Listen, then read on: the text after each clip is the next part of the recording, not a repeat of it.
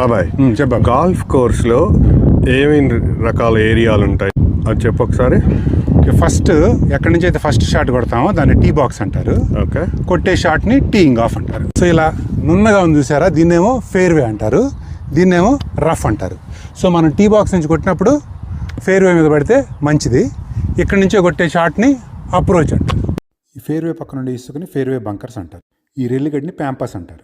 ఫైనల్గా ఇక్కడికి వస్తాం కదా, ఆ ఫ్లాగ్ని పిన్ అని కూడా అంటారు. ఈ స్మూత్ సర్ఫేస్ చూసారా, దాన్నేమో గ్రీన్ అంటారు. పక్కన కొంచెం రఫ్ ఉంది చూసారా, దాన్నేమో ఫస్ట్ కట్ అంటారు. ఇక్కడి నుంచి కొట్టే షాట్ని ఆఫ్ కోర్స్ పట్ అంటారు. ఈ గ్రీన్ పక్క నుండి వేసుకుని గ్రీన్ సైడ్ బంకర్స్ అంటారు. అప్రోచ్ కొట్టిన తర్వాత అన్ని గ్రీన్ మీదకి రావాలని లేదు కదా, ఈ గ్రీన్ చుట్టుపక్కల పడితే దాన్ని అరౌండ్ ద గ్రీన్స్ అంటారు. ఇక్కడి నుంచి కొట్టే షాట్ని చిప్ అంటారు. మీకు ఒక క్వశ్చన్, అప్రోచ్ షాట్ని అప్రోచ్ అని ఎందుకు అంటారు? ఓకే, గూగుల్లో చూడకుండా చెప్పండి, గూగుల్లో చూస్తే కళ్ళు పోతాయి.